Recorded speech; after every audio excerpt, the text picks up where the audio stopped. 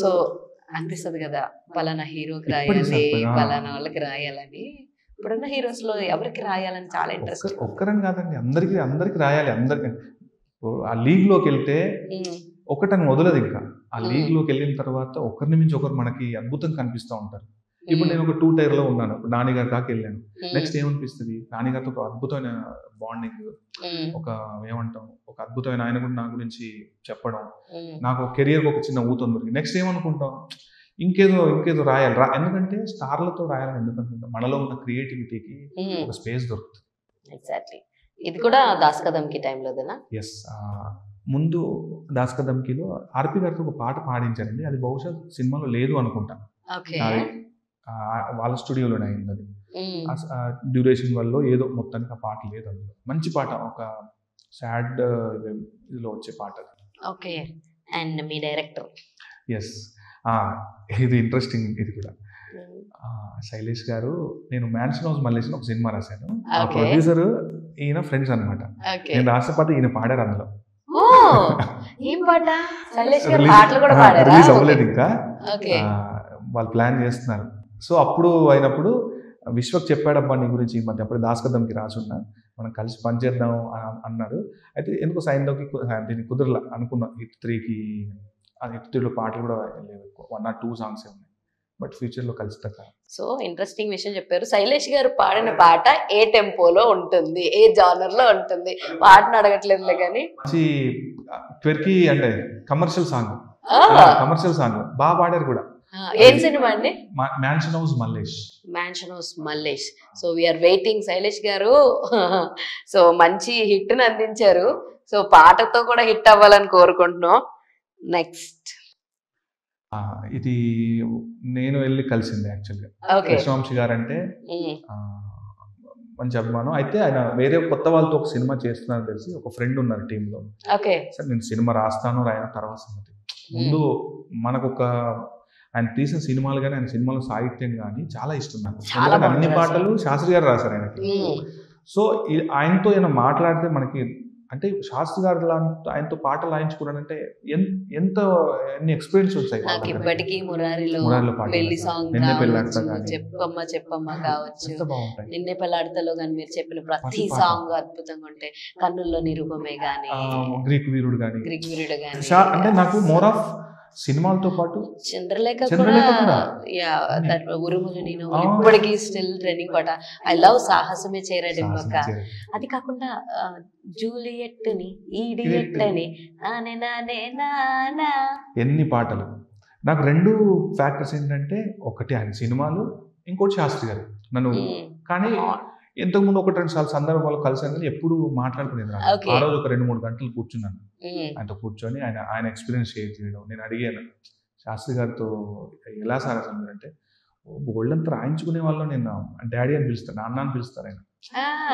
వాళ్ళకంతా ఒక father and son bonding. Krishna Vamsi గారు శాస్త్రి గారిని డాడీ అని పిలిచేవారు. వాళ్ళకంత చనువు ఉందంటే, ఆయన ఒక ఫాదర్ ఫిగర్ అనే చెప్పారనమాట. సో ఆయనతో చాలా ఎక్స్పీరియన్సెస్. ఆ తర్వాత సినిమా ఇంకా అవకాశం రాలా పనిచేయాలి. సో రవి బస్రూర్ జీబ్రా అని ఒక సినిమా రాశానండి. 6 పాటలు రాశాను అందులో. సత్యదేవ్ గారిది బర్త్డేకి, సత్యదేవ్ గారి బర్త్డేకి. అదేమో బెంగళూరులో ఆయన స్టూడియోలోనే. సో ఏం పాట రాశారు జీబ్రాలో? జీబ్రాలో టైటిల్ సాంగ్, జీబ్రా అనే టైటిల్ సాంగ్, ఒక మెలోడీ సాంగ్ ఉంటుంది, తేరీ మేరీ మెలోడీ, మంచి సాంగ్. బ్లాక్ అండ్ వైట్ మీద ఒక, ఇవన్నీ ఏంటంటే టైటిల్ సపరేట్ పెట్టుకున్న డైరెక్టర్ గారు ఏంటంటే, సినిమాకి ఎలా టైటిల్ పెడతామో సాంగ్స్ టైటిల్ పెట్టారు. ఈశ్వర్ కార్తిక్ పెంగ్విన్ చేశారు ఆయన ఒక డిఫరెంట్ అప్రోచ్. ఆయన డీటెయిల్డ్ గా నాకు ఇలా ఉండాలండి ఒక గాడ్ సాంగ్ ఉంటుంది, దానికి గాడ్ సాంగ్ అనేది పెట్టారు. అలా టైటిల్స్ ఇచ్చారనమాట. సాధారణంగా మనం పాటలో వచ్చిన హుక్ లైన్ లేదంటే ఏదో పెడతాం, ఆయన అలా పెట్టకుండా zebra title song, black and white song. అంటే క్యారెక్టరైజేషన్స్, బ్లాక్ అండ్ వైట్ మధ్యలో గ్రే ఉంటుంది, that is the hero character. ఆ క్యారెక్టర్ చెప్పడానికి నాకు స్పేస్ దొరికింది అందులో రాసి ఉన్నాను నేను. అంటే మన అంతరం అవసరాల కోసం దారులు తప్పుతాం తప్ప అదే ఏదో డైలాగ్ ఉంటుంది కదా, దాన్నే పాటలోకి ఎలా చెప్తాం అనేది నాకు ఇమ్మీడియట్ స్ట్రైక్ అవ్వట్లా. సో అలాంటి ఒక డిఫరెంట్ సిచ్యువేషన్ అది. 6 పాటలు రాశాను అందులో.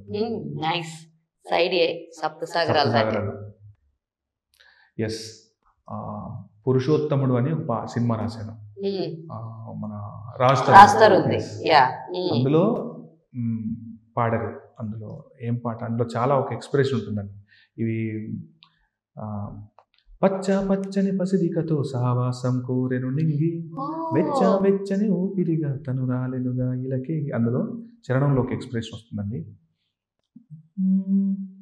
ఏ ప్రాణము జానకిది ఊపిరి దాశరథి, విల్లును వంచక ఒల్లును వంచిన ఆకదై రాముడిది. రాముడి లైఫ్ స్టైల్ ని 4 లైన్స్ లో అసలు ఎంత బాగా చెప్పారు. సినిమా అంతిది. అతను ఒక ఆ పాట నేను విన్నాను. ఇది కూడా మన ఇన్స్టా రీల్స్ లో నాకు ఇమీడియట్ గా అయిపోయిన తర్వాత ఆయన నాకు నేను రాసిన లిరిక్స్ పైన సంతకాలు చేసి పూర్ణాచారి గారికి ప్రేమతో రాసి బాబాయ్ని గుర్తు చేశారండి మీరు. శాస్త్రి గారిని గుర్తు చేశారు. అమ్మ బాబు పెద్ద మాట అండి. రామ్జో గారు ఒక స్టూడియోకి వెళ్ళాము ఇక్కడ జూబ్లీహిల్స్ లో. గురుగారి ఫస్ట్ రికార్డ్ అయిపోయింది, నెక్స్ట్ నా పాట రికార్డ్ అవ్వాలి. సో బ్యాక్ టు బ్యాక్ ఉన్నప్పుడు ఏంట్రా అబ్బాయి ఏం సంగతులు చెప్పాను. అందరితో బాగుంటాను, అందరు నాతో బాగుంటారు. సూపర్. అసలు మరి బ్రహ్మయుగం ఇది అసలు మస్ట్ మెన్షన్ అండి. Bramayugam is very terrific experience నా లైఫ్ లో. అలాంటి సినిమాలో ఆ పాటలు ఒక 4 పాటలు ఉంటాయండి. 4 పాటలు వింటే మొత్తం కథ ఉంటుంది అందులో. నాకు పాటలన్నీ విన్న తర్వాత కంపెనీ నుండి ఫోన్ వచ్చింది నాకు. అంటే Mammootty garu and our team is very happy with your award, నిజంగా looking forward to work with you అంటే అంత కలోకియల్ గా సినిమాలోకి వెళ్ళి రాసిన పాటలు. సూపర్. అసలు టెర్రిఫిక్ అటెంప్ట్. అసలు సినిమాయే చాలా డిఫరెంట్ గా ఉంటుంది.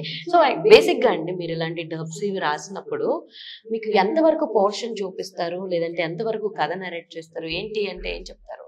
అంటే ఓన్లీ ద క్యారెక్టరైజేషన్ చెప్పే మిమ్మల్ని రాయమంటారా, ఎంటైర్ ప్లాట్ చెప్పి రాయమంటారా, ఎలా?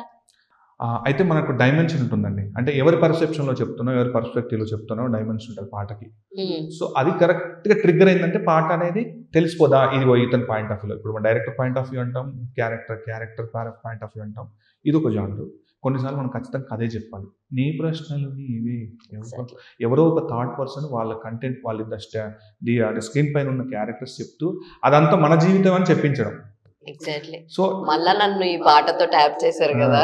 దట్ వాజ్ లైక్ పొరపాటున చేజారిన తరుణం తిరిగి వస్తుందా, ప్రతి పూట ఒక పుటనాలుగా పాఠం చవి చూస్తుంది. అది. సో అలా అదొక పర్సెప్షన్. హీరో స్వయంగా పాడుకోవడం ఒకటి, హీరోయిన్ స్వయంగా పాడుకోవడం ఒకటి, హీరో గురించి హీరోయిన్ పాడడం, లేదా హీరోయిన్ గురించి హీరో పాడడం, లేదా హీరోయిన్ని ప్రేస్ చేస్తూ ఎవరో థాట్, ఇవన్నీ ఉంటాయండి. ఏ పాయింట్ ఆఫ్ వ్యూ చెప్తున్నాం, మన మోటో ఏంటి, సో ఇది మనం తెలియాలి ప్రాపర్గా. ఇవన్నీ డైమెన్షన్స్ ఉంటాయి అన్నమాట. పూర్ణాచారి గారు డబ్బింగ్ ఆర్టిస్ట్ ఆయన. ఇది ఎప్పటిది? పురుషోత్తముడిలో మేము లియోనియాలో అవుతుందండి. డైరెక్టర్ గారు సరదాగా పిలిచారు, పునరా ఇక్కడ షూట్ అవుతుందంటే లియోనియాకి వెళ్ళాం. నేను మా ఫ్రెండ్ వెళ్ళాం సరదాగా. ఆ రోజు అందరూ ఒక ఏమంటాం కాన్ఫరెన్స్ హాల్ లాంటి సీన్ అనమాట. ప్రకాష్ రాజ్ గారు, రమ్యకృష్ణ గారు, మురళీ శర్మ, అనంత్ గారు, అండ్ రాజ్ తరుణ్, సత్య, మన సమీర్ గారు, ఇందరు ఆర్టిస్టులు ఉన్నారు, ఇంకా చాలా మంది ఉన్నారు. సో డైరెక్టర్ అన్నారు ఒక్కసారి యాక్ట్ చేస్తాం ఏమైనా అంటే సరే అని చెప్పి కోట్ ఇచ్చి కూర్చోబెట్టారు అంతే. అయితే లక్కీగా ఆ సందర్భంలో 2-3 డైలాగులు వస్తున్న సందర్భంలో పూర్ణతో ఈ డైలాగ్ చెప్పించాడు అని చెప్పించారు అనమాట అక్కడ. దానికి మళ్ళీ అన్నపూర్ణలో డబ్బింగ్ అనమాట. ఇది ఎక్స్పీరియన్స్. బట్ డబ్బింగ్ ఇస్ అసలు డిఫికల్ట్. నేను అక్కడ పోయిన 2 ముక్కలు చెప్పడానికే అనుకున్నా, మనం చూసి ఏముందిలే అనుకుంటాను, అంటే not as that as it అసలు కానే కాదు.